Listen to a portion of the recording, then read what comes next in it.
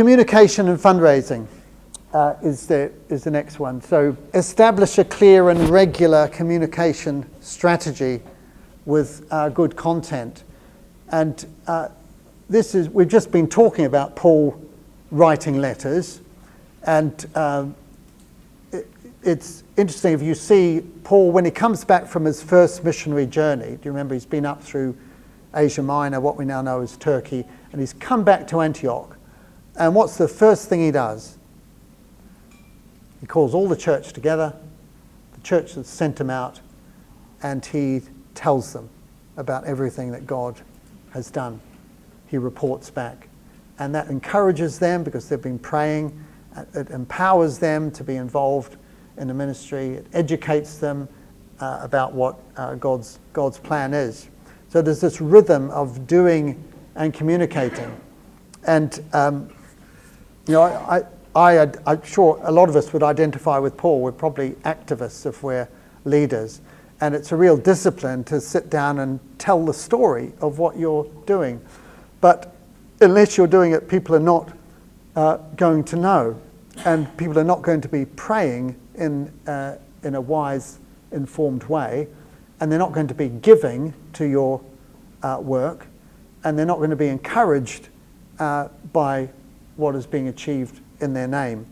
And so, I'll come back to this with practical examples, but we put a big emphasis on communication. The website is your open door, one that Paul didn't have, but a great way of communicating what you need. Every month I discipline myself, and I don't enjoy doing it, and it takes me 2 or 3 hours to do it, just to sit down at a computer and write a newsletter.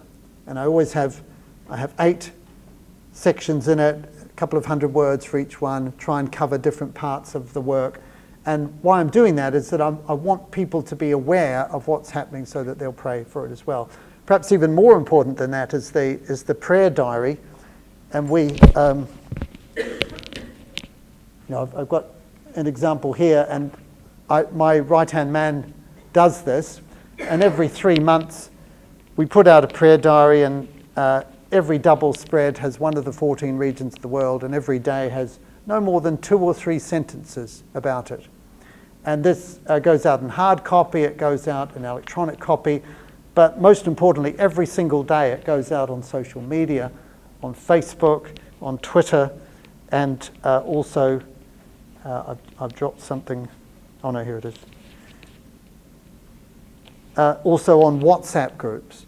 But on the WhatsApp groups, we have people who will translate it into the main languages. So we're operating in 7 different languages around the world, because most doctors, being university educated, will speak one of the 7 major languages. And so we have people who their job every day is to take the 2 or 3 sentences and translate it into French or Spanish or Russian or Korean or whatever, and get it out on the WhatsApp groups, and then other people propagate it. Now, the result of that is that we have thousands of people all around the world every day who are getting a very brief prayer point, which they can read in 10 to 15 seconds and send up an arrow prayer. But also they're being educated about what God is doing, and they're getting excited about it. So people in Mozambique are praying for what's happening in Korea, and people in Moldova are praying for what's happening in Vietnam, and people in Myanmar are praying for what's happening in Guatemala, and so on. And it generates this real sense of partnership and one family around the world, and so they get to know each other. Fundraising. So telling personal stories about what God is doing better than principles all principles should be illustrated by stories. Then make clear the problem you're addressing. We're coming to fundraising now, and the reason I talk first about the prayer diary and the newsletter and the website is that we're generally not asking for any money on those things. There might be a little button you could push or something, but very few people are going to respond to it. But what is happening that people are reading every day about what's happening, and they're getting excited about it and they're up to touch with it. So when you do come to ask them for financial support, they're much more likely to respond in a way. But it's a real discipline to keep telling the stories. So fundraising, and really the key message here, and I'm not a great fundraiser. I hate fundraising. I hate asking people for money. And something I really have struggled with. But the most important thing to realize about fundraising is that fundraising is about friend raising rather than about fundraising. In other words, it's about cultivating relationships with people. And it's not about them supporting you, but about them being partners with you and helping you to achieve what you could never achieve. And then I put this: segmentalize your mailing list and treat your inner circle differently and make giving practically easy. The people who know nothing about fundraising at all will say, look, we've got 1,000 people on our mailing list. We need £10,000 or $10,000 for this project. And so if everyone gives $10, we'll be there. That's what people say who know nothing about fundraising. And the reason that's totally false is because everything operates by the 20-80 rule, or if you like, the 90-10 rule, the 10-90 rule. In other words, apply it to anything. 20% of the work will be done by 80% of the people, and 80% of the work by 20% of the people. Or more likely, it's 10 and 90. 90% of the money will come from 10% of the people, and the other 90% will give 10%. And so whenever you're having an appeal, you will have people who are major donors, that they're not necessarily any better off than anyone else, but they're passionate about the ministry, and they always give to it, and they give very generously to it. And so it's far better to concentrate on that inner circle, because you're far more likely to increase the income you get for your ministry through those individuals than you are by going incessantly to those who never give anything, or think that £5 or £10 is a reasonable kind of donation. Let me give you an example. Every 3 months we get, my assistant writes the prayer diary. I check it for editing, but it's a simple job because he's so good at doing it. And then we send it out to we've got about 12,000 people on our mailing list. They get electronic copies. But there's about 800 of them, particularly in the UK, will get a hard copy because it's cheap to mail. Now, and then he sends me a box of 40. And then my wife sits down on the dining room table and she gets 40 envelopes and hand addresses them to 40 members of our church with a little note inside, thanks so much for praying. Now, one effect of this that I never anticipated and certainly didn't plan, I didn't have a cunning plan for this, but what we've seen is we've got half a dozen people in our church who give extraordinarily generously to our ministry. They're not doctors or dentists, they're not involved, but every day they're praying. And every time I go to church, one of them will come up and say, I was praying for Eswatini. I didn't know there was a country called Eswatini. Or, I've just learned about what's happening in Cuba. Isn't that really exciting? I thought it was a communist country, and so on.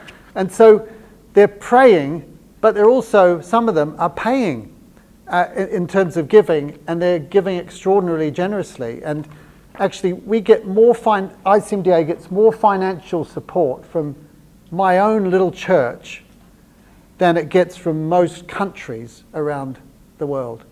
And why is that? It's because people are praying and people are being kept informed, and we never planned that or anticipated it. It's almost embarrassing sometimes. I remember a few weeks ago, someone who gets us came and, how's it going? And, how's the fundraising going for the World Congress and stuff? And I said, to be honest, I'm quite anxious about it. Money's not coming in. And then 2 days later, I get this check in the mail for £2,000, $2,500 from this guy who's not, he's not by British standards incredibly wealthy. And I felt embarrassed. I thought, oh dear, I hope he didn't think I was complaining or putting pressure on, and I felt terrible about this. But actually, he genuinely wanted to know, and he wanted to help, and he wanted to be a partner. And so it's about friend raising, not fundraising. Understand why individuals and organisations give. So don't imagine that everyone will be excited about all parts of your ministry, but there may be something that excites them. And so we did a big project for raising medical supplies for Ukraine, for example. And some people gave very generously to that. We raised $1 million for the project over a year, and we've sent 130 lorry loads of consumables and equipment and drugs to Ukraine through our national affiliate there, who sends them all around the country. And we got some people donating to that who'd never given us a penny before. But that particular project really grasped them. And so when we wanted more support for that project, then naturally we went back to those same people. And I'm sure that if we'd gone to them and asked them to support our discipleship work or our evangelism or our webinars or something like that, they probably wouldn't have given, because it was the Ukraine project that grasped them. And so recognize that that not everyone's going to be excited about everything you're doing, but there might be something that really excites them, and then give them the opportunity to support that work and be partners in it. But the bottom line here is that God's work done in God's way and God's time will not lack God's support. In other words, if you're being faithful in what you're doing, the money's going to come in, how much you worry about it. But that doesn't mean that you shouldn't invest time in fundraising and communicating and telling people about what's going to do. But because often that is the way, as I've just illustrated in the conversation over coffee at church, if I hadn't told this guy, and my wife is much better than I am at this, and a lot of the money that comes from church people comes from conversations she has, because people come and they say, well, how's the work going in ICMDA? And then she'll say, and then someone will give towards it. And then reporting back and thanking people regularly, that people who do give get a thank you letter or get a personal thank you or get acknowledged in some way, because it can be very discouraging when you've given sacrificially to something and it's almost like nothing's ever happened. And I think it's not, we don't give in order to be thanked, but when you make a contribution and no one notices, you think, oh well, maybe I should give to some other organisation who really appreciate what I'm doing. Did they even notice that had come in? So it's about honouring people and showing that you appreciate what they've done. This is about it's about two things: systems and structures. And structures are really about how you put your organisation together. Your board, your senior team, your staff structure, your departments, who's responsible for what their roles are within the organisation. That's all about structure. But systems are about how you get things done. And they might be HR systems, human resource systems, ways of doing things, or they may be systems that you're putting in place to look after things like communication or finances or delivering training or whatever. The key thing about the structure is that there is an important difference between, on the one hand, governance, and on the other hand, ministry or the executive functions of an organisation, management, if you like. And you have to be very clear about that difference. And so the board, and every organisation or church or whatever, should have a group who are responsible ultimately in oversight over that group. Include, if it's an organisation, if it's a church, it's not the pastor who's in control of everything else, but the pastor himself is responsible to a group of elders or people or a board. And in an organisation, the CEO is not in control, he's answerable to the board. But the board has a very specific function, and its function is governance, not management. Its function is oversight, not executive functioning. So in other words, what the board does is it sets the policies which tell the CEO primarily what he cannot do. So that it sets out the lines that the CEO or president or whatever cannot cross. And also the board sets or agrees the strategy. Now the strategy will probably come from the CEO with the help of the team putting it together. It's submitted to the board, but it's the board ultimately who agree that strategy. Does this, and the big question they're asking is, does this fulfill our mission and vision? And then the board also sets the budget, how much money is going to be spent in a particular year, where's it going to come from, and so on. And those three ways are the ways by which the board exercises oversight: setting policy, agreeing the strategy, and agreeing the budget. And then within that, the CEO with his team is given a huge amount of freedom as long as he doesn't cross any of the lines. And if he or she feels that they do need to cross the line because something new has come up, then if it's in the strategy, the budget and the policy, they don't have to ask. But if it isn't, then they've got to go back to the board and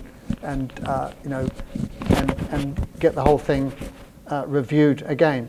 And so I think a good way of thinking about this is the board has its hands around the organisation, but they can't get their fingers into the organisation. That's the responsibility of the staff. And if the board puts its fingers into areas where it doesn't have authority, or alternatively, if the CEO and the staff go beyond the boundaries set by the board, then you've got trouble. And if the board and the staff don't understand what their responsibility is, then you've got trouble. So it took me a while to understand that there's a difference between governance and management. And then organize your team, be clear on your organizational structure. So everybody should know who's accountable to who makes the decisions, who's there, what the job description of each person is, so that they're clear.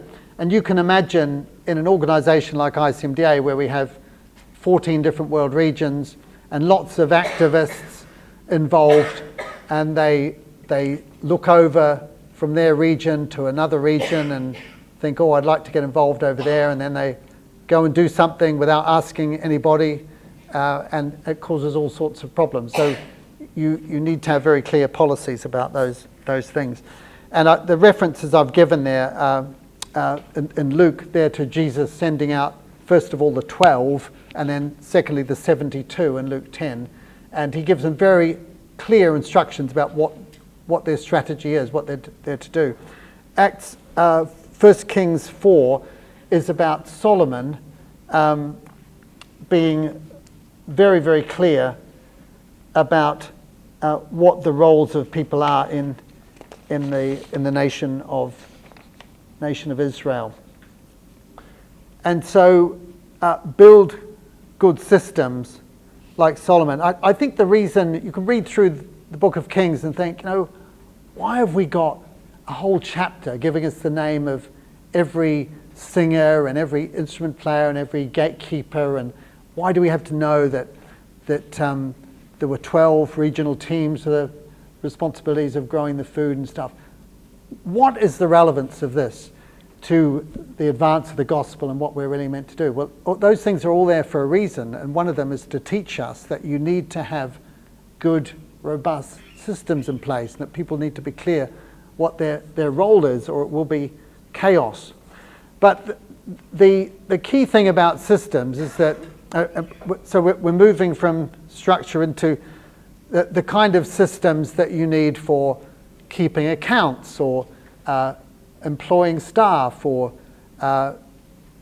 delivering messages, the website and other communication systems that you have. That if you don't have good systems, it can cripple and kill your organization. If you're trying to run an organization and you haven't got up-to-date accounts, therefore you don't know how much money is in the bank, where you are with your budget, what the level of giving is, and you're several months behind, as some organizations are, then you don't have the information you need to steer. And in ICMDA at the moment, we're gifted with an extremely good accountant. And he works part-time for us, and every month he produces the accounts for the previous month within 2 days of the month end. So when I go back after the conference, on the 2nd of June, I will get all the accounts for May, completely up to date. I know exactly where we're at with everything. Why? Because he's built a system which can give that information, a very elaborate set of spreadsheets and so on, and everything just works brilliantly. It wasn't there at the beginning, but he's built it. And the point is that generally poor systems are because you haven't got people in the organization who are capable of building them. And so in an organization, usually if there's a problem with a system, a good person will be able to fix it. So if you get good people, then they will build good systems. So get good people in place. Don't be troubled for years with a website that doesn't work, that's so frustrating and that no one can fix.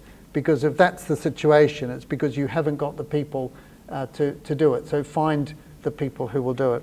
And then finally, plan carefully for major projects, including the financial planning. Again, the example of Nehemiah, he had to go work out what the problem was, develop the strategy, decide what resources he needed in terms of people, wood, stone, and so on, and plan the thing, and that's why he could do it in 50 days. I'm not recommending these at all, unless possibly you're in the UK, but I'm just giving them by example. We use a system called Expense Plus in the UK, which handles all our finances, everything in terms of logging expenses and income, also generating reports. It feeds out into Excel spreadsheet at the end of each month, and in addition to that, you can put all the receipts up there and print them out, and so everything's there in one place. And I virtually never have to go there at all, because all of the work is done by my head of administration and my accountant who do it. But the beauty of it all is that it costs us virtually nothing. We pay a small sum every month to rent this software. And when we got this software, it just completely revolutionized our finances. And I'm just using this as an example of how a good system can make things easy for you. When we built our website, and I've been involved in a number of website projects before, but when we came to ICMDA, we didn't have a really good website. And so I thought, well, who's got the best website in our community? It's the United States Christian Medical and Dental Association. So I went over to them really to observe all the things they did. but I sat down with all the staff, and I went into to meet the IT guy who was in charge of all the websites, and I had a whole lot of questions for him, and one of them was, your website is absolutely fantastic. Please tell me what software you use for it. And he said, well, we use WordPress as the basis, but he said that the real secret is we use a plugin called Beaver Builder. And then he showed me how to use it. And so I went back, and it was completely beyond my skill set to design a website, but I went back, and there's a guy in our church who was good at that, and I said, look, we need to build a website, and we use WordPress and Beaver Builder. He said, Beaver what? I said, Beaver Builder. So he'd never heard of it. I said, just trust me, you know. So anyway, so he goes out, secures these two pieces of software, both in the public domain. We didn't have to pay anything much for them at all, and the problem was solved, and we got a really good website, which we've just been able to develop since that time. So just another example, find people who are doing things well and see what they're doing. And this is just another example. We run a lot of online training courses, small interactive adult learning things over 10 weeks where people do an hour and a half of work in their own time, watching videos, reading articles, and then come together for an hour and a half each week in a small group to learn. That worked very well. But we used a piece of software called Slack, which may be familiar, for online discussion groups. Now we're actually moving off this now to something that we think is better. But this enabled us to create an environment where people could interact online and have discussions about things that was much better than using something like WhatsApp, for example, where you just lose all the threads. It could maintain all the threads, and it was there for all time as well. So just some examples. Avoid and deal with relationship failure. And this is probably the thing that can hamstring and damage your work more than anything, is the breakdown of relationships. And I thought it was working as a Kiwi, as a New Zealander in Britain, created all sorts of problems. I had to learn the culture and how to operate, and I was always putting my foot in it and offending people, and it took me years to understand it. But can you imagine what it's like? We have 68 field workers from 52 countries. We have 15 board members from 12 countries. We've got 14 paid staff from 9 countries. Now add in, on top of the countries and the culture, different personalities and giftings and so on. You have a recipe for absolute disaster. And on top of that, we have huge geopolitical events taking place. And so Russia attacks Ukraine. And we've got field workers in Russia, and we've got field workers in Ukraine. Or Azerbaijan attacks Armenia, and we have field workers in Azerbaijan and Armenia, and they're on the same regional team. So can you imagine? And then we have people with completely different personalities and cultures who struggle to understand why other people do or don't do what they do as well. So you're going to get, in any church there's going to be people who fall out with each other, and you're going to be managing it. A lot of what Paul was writing about was relationship conflict, and sometimes it was people falling out with him, like the Corinthians did. He had to write 2 Corinthians to try and win them back. Or it may be that people on the team are fighting, so Euodia and Syntyche, for example, tell those 2 women to agree in the Lord. And we all know the pain of relationship breakdown in the organization, and it might involve us, or it might just involve others. So just a few principles. Attend to team crises urgently. Don't let them smolder on and on and on and on and cause problems. And I unfortunately, this is another lesson I learnt by, and I'm still learning, but I learned it by bitter experience, that you just hope a problem is going to go away or time will solve it. But actually, I should have known as a surgeon. We used to have this saying in surgery, you have to forgive you might find this a bit offensive, but we'd say, never let the sun set on undrained pus. Never let the sun set on undrained pus. In other words, if there's an abscess, don't go to bed, take them to theatre, get a big scalpel, and let the pus out.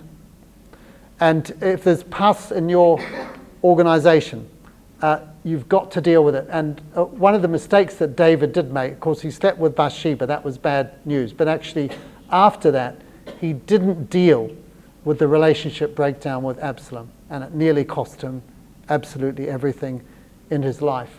And even Joab could see that he needed to deal with it. Don't imagine problems are going to go away. You need to step in and remain accountable yourself. The 1 Samuel 13 is about Saul, who wouldn't be accountable, and he wouldn't listen to Samuel, and he wouldn't listen to correction. 2 Corinthians 25 is the story of another king of Israel called Amaziah, and Amaziah was, it summed up his life by saying, Amaziah did the work of God, but not wholeheartedly. Yeah, the work of God, but not wholeheartedly.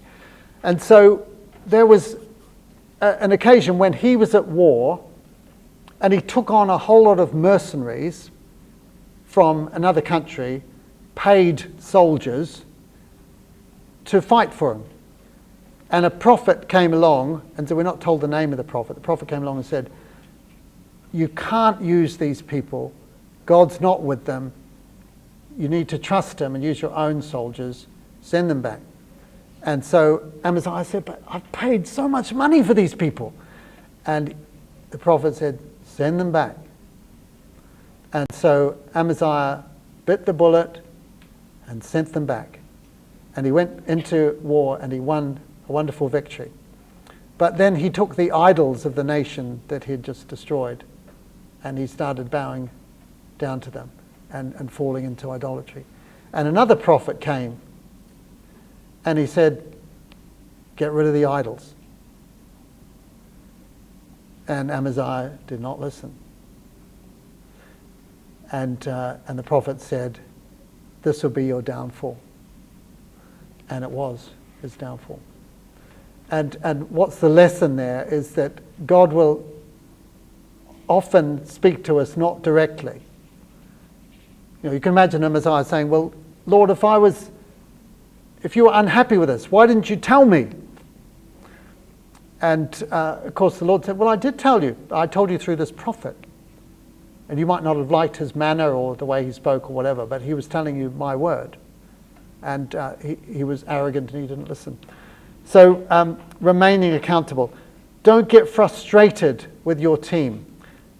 Think Moses was a great leader, but the big mistake he made was he got angry with the team and he struck the rock when he should have spoken to it, and it cost him leading the team into Canaan as a result.